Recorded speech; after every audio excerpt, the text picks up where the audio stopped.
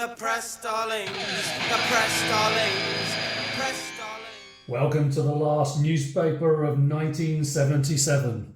And what a year. 77 when the two sevens clash. For some, 1976 was the year of punk. And by 1977, it was already dead following the Bill Grundy incident. Yada, yada, yada. I always thought this was elitist tosh. And for me and for many others, the fun really started here in 77. The world of music had changed forever and was vibrant and exciting and full of endless possibilities. Here in front, we have a record mirror and an NME. The NME has got some 80 pages in it, against the record mirror with some 24 pages. The record mirror has a massive Jagger cover, advertising literally a 7-line paragraph story inside. The best thing in it is the Centrespread, which is a full colour festive Runaways poster, and it really is a thing of beauty. So, the NME, double-sized fun, packed extra value. It's also full of quite a lot of dead wooden features that don't really work. It costs a massive 36p, which seems very little now, but would have been worth the equivalent of about a pint and a half of beer back in then, plus a house, bag of chips and taxi back home. And they even managed to spell Dave Vanian's name wrong. Okay, let's go.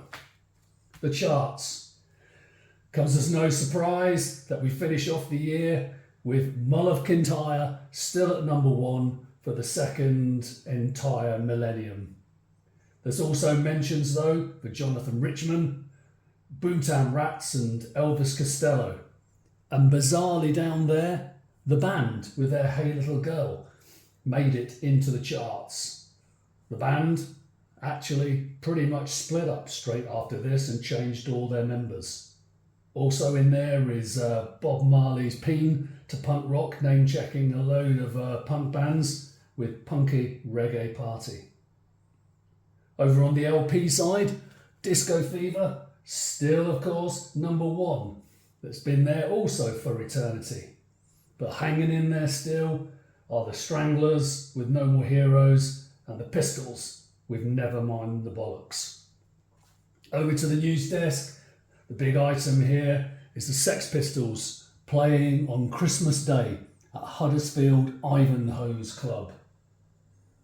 And then also, to show just how far some of these bands have come in so little time, there's major tours planned for the Buzzcocks and 999. So, there's a big feature here on rock photography, featuring Chalky Davis, Ray Stevenson, Penny Smith, who would later do the Clash London's Calling album cover, Jill Furmanovsky with some of the classic pictures used on Step Forward, etc., and who would obviously later on become very famous as the Oasis photographer. Dennis Morris, later of Basement 5, heavily involved with Pill, and a bit more controversially with the Slits for Island Records. Wonderful picture of Johnny Rotten, again though prefacing his oncoming Pill stuff.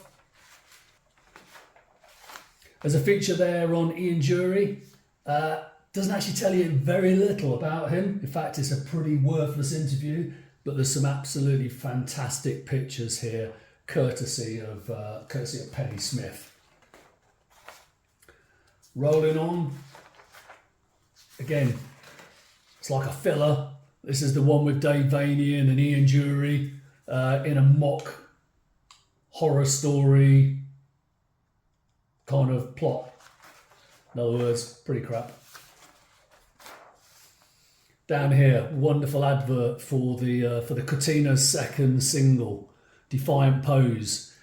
Unusually here, a picture cover done by Hypnosis, who you'd normally see doing the covers for people like Wings, Camel, and for Pink Floyd. Nice picture here with The Damned, which continues on, having got their new guitarist Lou, and drummer John Moss.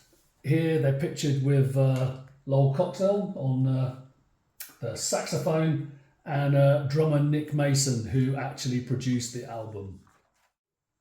Interestingly, Centrespread here, as opposed to the record Mirror with the Runaways, is of Jean-Jacques Burnel of the Stranglers, entitled Stud of the Year.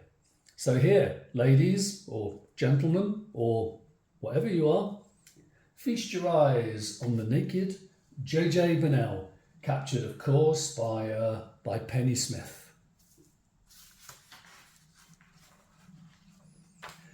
Again, another wasted page, a piss take of singles, which doesn't make really any sense. No good albums here or anything like that. Gen X still promoting their Wild Youth single, no notice. And then on to an absolute fantastic article, really, and a fantastic summing up of 1977. 50 Good Reasons Why 1977 Was a Great Year for Rock and Roll by Shaar Murray. Let's have a paragraph of it just to give you the taste of it. There'll be plenty of opportunity to get nostalgic about 1977 when we have the punk revival, tentatively scheduled for early 1981. So let's look forward to 78. I reckon that the more obvious and cliche trappings of punk will fade. Alexander will yell punk is dead and kid themselves that they've articulated something vital and important. You know they'll have missed the point, but it will go the same way as flower power and glam, and whatever is good and useful will be absorbed into the rock mainstream. It doesn't mean that it will be diffused and neutralised, and what's simply trendy and superfluous about it will be discarded as last year's thing, which is just as it should be, because to stay statically anywhere is a death trap suicide rap. What's happened this year hasn't simply been back to basics. No way. It's been forward to basics, which is where rock and roll should be headed. I hope it carries on like this, because it's way too good to stop now. New singers, new musicians, new songs, new ideas, new things to sing about, new ways of singing, and an equal respect for the past, the present and the future for the first time in a long time. Rock and roll has respect for the future. Don't lose the energy and momentum. Wonderful words, and it really does sum up 1977. On the other side, they count down through the top 50, again in no particular order, whether it's the small labels on the right hand side, Tom Robinson, Bob Marley, Dave Bowie with Low and Heroes, Ian Dury, the Ramones, Sex Pistols, Clash, Stranglers, Jam, everything about 1977 and what made it such a pivotal year captured here. And over to this side, again, if you want to sum up why 77 was so fantastic, just check out the singles and the albums that are listed here. Top 5 singles: Pretty Vacant, Sex Pistols, Watching the Detectives, Elvis Costello, Sex and Drugs and Rock and Roll, Ian Dury, God Save the Queen, Sex Pistols, Sheena is a Punk Rocker, Ramones. Albums: Heroes, David Bowie, New Boots and Panties, Ian Dury, My Aim is True, Elvis Costello, Never Mind the Bollocks, the Sex Pistols, Marquee Moon, Television.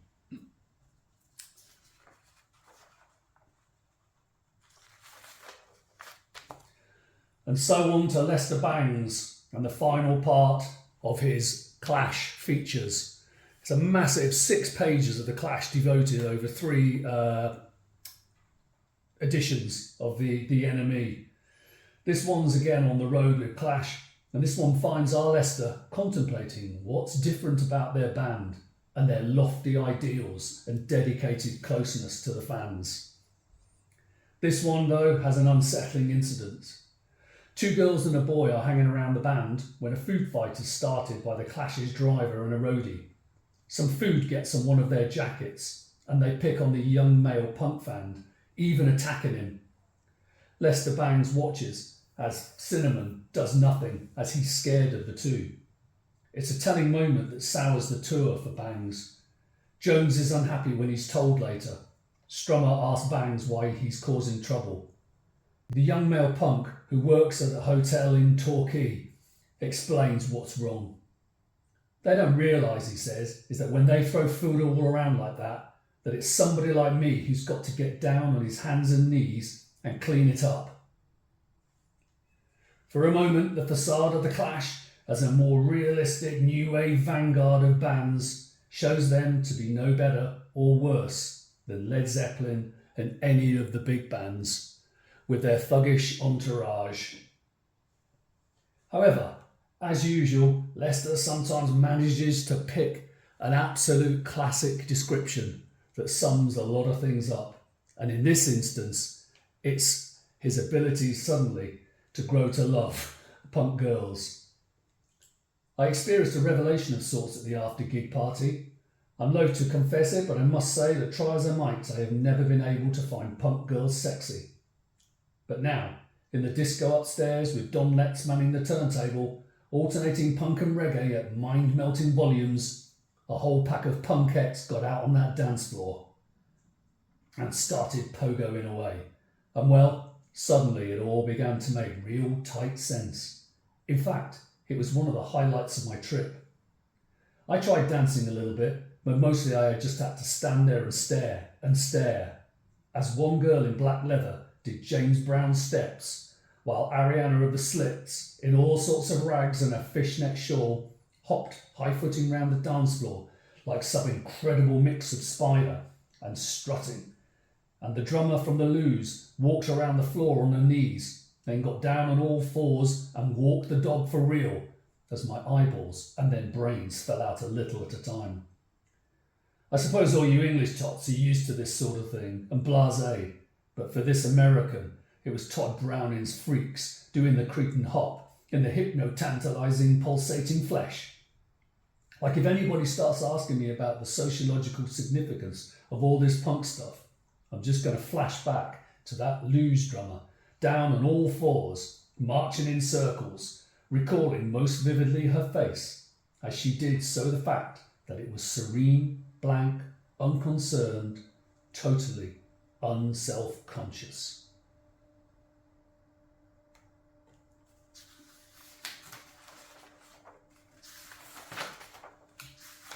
On we go. Some features on Star Wars, which curiously manages just as punk to stay the distance into 2024. So over to the gig pages, and we're absolutely spoilt for choice. We've got X-Ray Specs and Ultravox here at the Marquee, Eddie and the Hot Rods at the Roundhouse. We've got Bernie Rhodes with a question mark, so it's obviously the Clash, plus Sham 69, The Zones, Killjoys and Subway Sect with Don Letts DJing at the Music Machine. And then on Boxing Day, Siouxsie and the Banshees. We've got the Roxy Club Have a Ball 24-hour non-stop party, the Vortex, Sham 69, Crabs and Jerks. Along here, Gloria Mundi and Rage featuring Youth, who would later be in Killing Joke. Over here at Owlsby Fairs, the Ramones tour with the Rezillos, completely and utterly sold out. Over the page, even more. Fox's Greyhound with the Lurkers, the Dolls and the Art Attacks, and a whole new wave punk festival here up north at Nicker's Club in Keighley. And down here at the Roxy, we've got there the infamous Live at the Roxy album being recorded, the second live album. Over we go, on to the live reviews of gigs, and is absolutely packed with punk rock and some of the top bands performing. First up, Sex Pistols, Brunel University, a kind of bittersweet review by Chris Salovitz.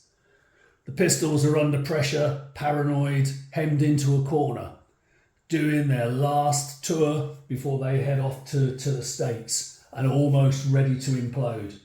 He writes, bitter alienation, the most total lack of empathy between a band and its audience I have ever seen. Maybe the Pistols can't handle warmth or positivism. Maybe they can't handle the size of the hall, an appropriately sweaty university gym hall, when it comes down to it. Though I have to admit, not only to great disappointment, but also, yes, you guessed it, total success for the Pistols, to feeling that the whole game just seems very pointless indeed. Down here, the Clash of the Rainbow with Sham 69. Sham 69 are worth watching. The Clash are one of the most impressive groups to emerge out of the current British musical revolution, and the sound balance was unfortunately biased towards the guitarists, leaving the singers to cope as well as they might. Energy's alright, but understanding's better. Overall though, the show was more stimulating than most other gigs I've attended this year. It got me off my fat backside and had my adrenaline pumping at a rate of knots that'll do me more good than any Weight Watchers diet. I'm whacking this feature out during the 3-week Clash Splash by Lester Bangs. He's an interesting writer and the Clash are worth writing about, but a 3-part article? Christ almighty, sometimes I wonder whether I'm contributing to a newspaper or a fanzine. Over this side, the Jam at Hammersmith Odeon and a great review by Bob Edmonds. There is very little that is spontaneous about the excitement they generate. It's strictly a matter of sharp musical judgment and unlimited adrenaline. Paul Weller would have made it with or without the new wave. He is simply one of the smartest pop songwriters around. The band are clearly hot. On to the Ramones at Carlisle by Paul Morley. Mixed things for the Rezillos, positive for the Ramones. Rezillos. The only reason for their existence is they are the perfect support foil for the Ramones. They are superficially delightful. Their repetition destroys. There is no magic. They are just reactionary and grinning. There is no depth. On the Ramones. There was nothing new that can be said about the Ramones. The world's perfect pop group.